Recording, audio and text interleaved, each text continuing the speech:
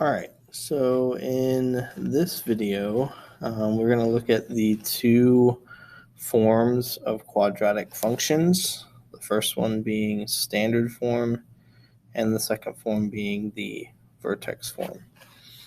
Now, with standard form, the generic form for this one is y equals ax squared plus bx plus c. For vertex form, the generic form is y equals a parentheses x minus h squared plus k. Now with each of these, you can identify different parts of or key features of quadratic functions, specifically referring to what their graph would look like. Meaning the parabola that is created, you can find the vertex, you can find the axis of symmetry, you can find your minimum and maximum, whether it's increasing or decreasing, all from these different types of forms of quadratic functions. So the first part here, 1 through 4, just is asking you to identify what form you see. So the first one is standard form. The second one is vertex form. Then we have vertex form on the third one also, and then standard form on the fourth one.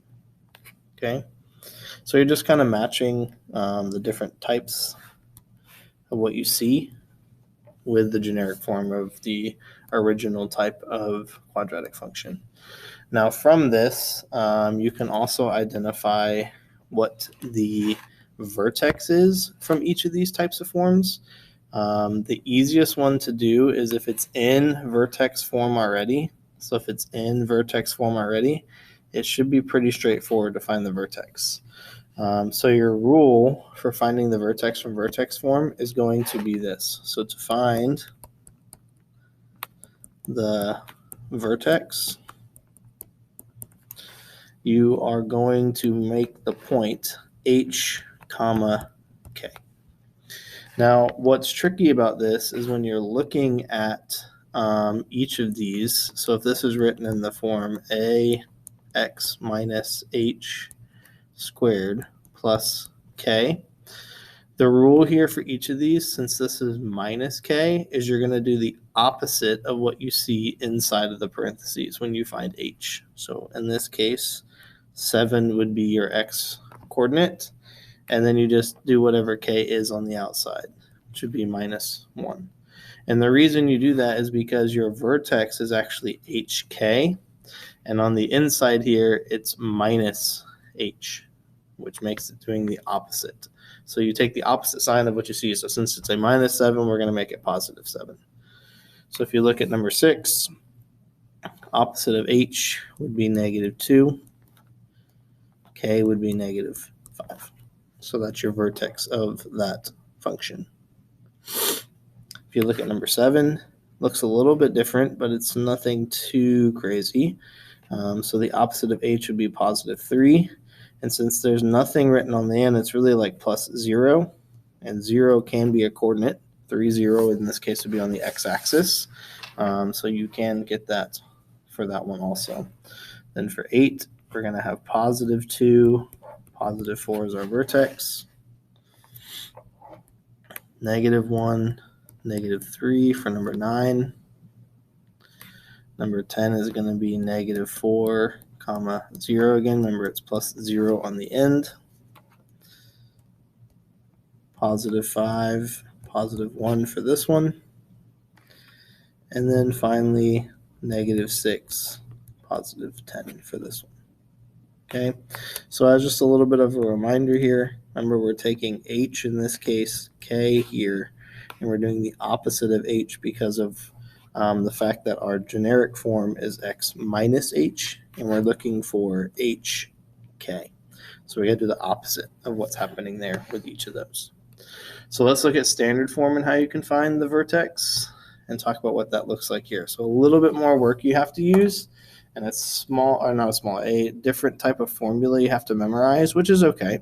It's not terrible, but I'm going to show you how you can find it. So if you are given a problem in standard form and you are looking for the vertex, the rule is this. You are going to find x. Sorry, the screen. So you're going to find x first, which is going to be found by using this formula. So x equals negative b over 2a. Then you will substitute to find y. Okay? We're going to talk about what that looks like here and through this process.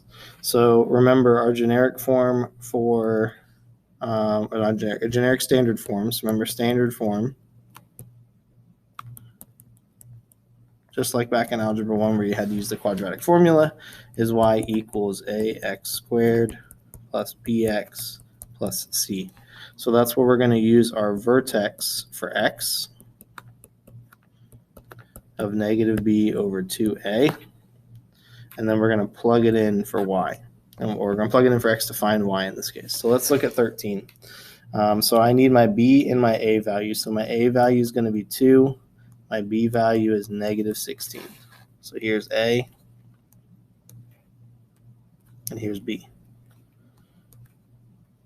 Okay, so make sure you can identify those first. So let's now plug it into our formula to find x. So if I'm looking for my x value here, it'll be negative b over 2a, which literally just means the opposite of b over 2 times a. So to find x here,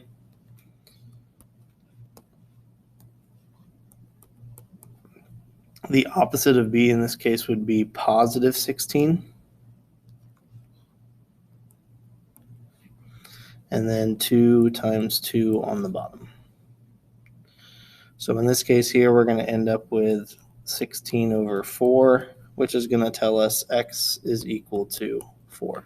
So the first coordinate in my, or first part of my coordinate is going to be positive 4. So then to find the next part, I'm going to erase this down here so we can have a little more space. So to find the next part of the y value, which we're missing still, we're going to take this and we're going to substitute it in for x everywhere back in our quadratic. Okay? So we're going to do 2 parentheses 4 squared minus 16 times 4 plus 31. And now we got to do some math here. So in this case, we got 2. We do our exponent first. 4 squared is 16. Negative 16 times 4 would give us negative 64, and then plus 31. 2 times 16 is 32, minus 64 plus 31. If we do some basic math here, I'm going to do my addition first. So we end up getting 63 minus 64, which will give us negative 1, which means my y coordinate for my vertex is negative 1. So my actual vertex here, if we write it completely, is going to be vertex is equal to 4, negative 1. Okay? So with that, you can use that on any of these standard form problems. It takes a little bit more work because you got to plug in some things and actually calculate it versus the vertex form, which was much quicker. But we're going to continue with these other two problems here and trying these. So if you want to try them, you're welcome to. And then check them here in a second. So the a value is negative 1. The b value is negative 4. So I'm going to look for my vertex here by starting with my x value of negative b over 2a. So if I plug that in, we end up getting x equals the opposite of b in this case is positive 4. And then I'm going to have 2 times negative 1 on the bottom, which will give us 4 over negative 2, which if in this case we'll get x is equal to negative 2.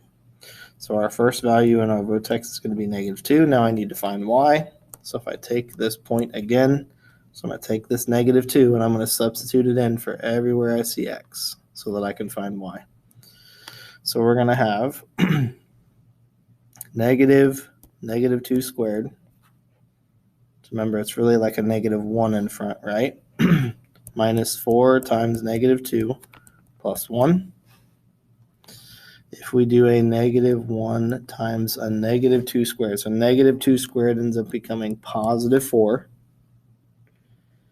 Negative 4 times negative 2 would give us negative 8 and plus 1. Negative 1 times negative 4 gives us negative 4 minus 8 plus 1. And if we do the math here, we end up getting negative, not 13, we end up getting negative 11. Okay, so now that we know it's negative 11, that value needs to go in our coordinate here. And then that way we know our vertex for this problem is going to be negative 2, negative 11.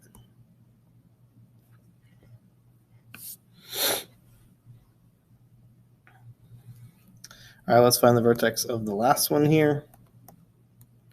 So for finding the vertex of the last one, A is going to be 3, B is going to be negative 6. Let's plug it into our formula of x equals negative b over 2a. The opposite of b is positive 6 this time.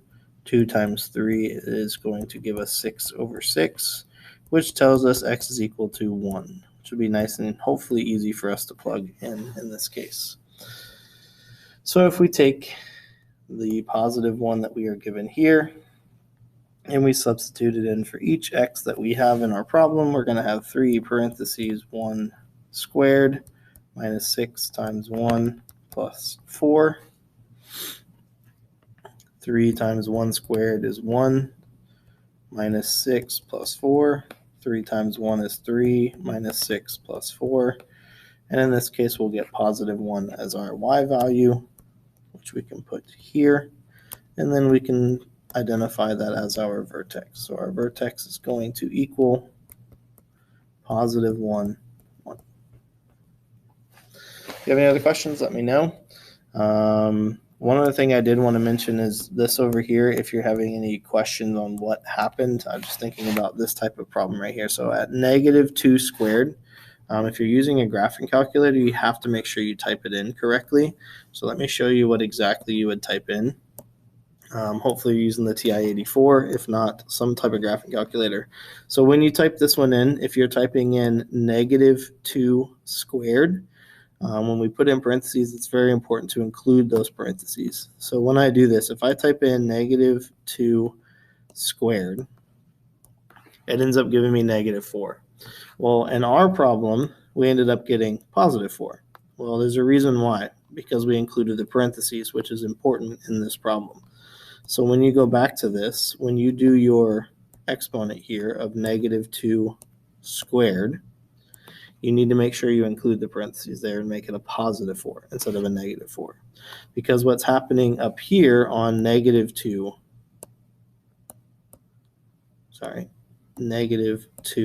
squared is it's only squaring the 2 and then keeping the negative in front. When you put the parentheses around it, like so, you are telling the calculator that you are doing negative 2 squared. So negative 2 times negative 2 gives us a positive 4 in that case. So if you have any other questions, let me know. Hopefully this helped, and enjoy.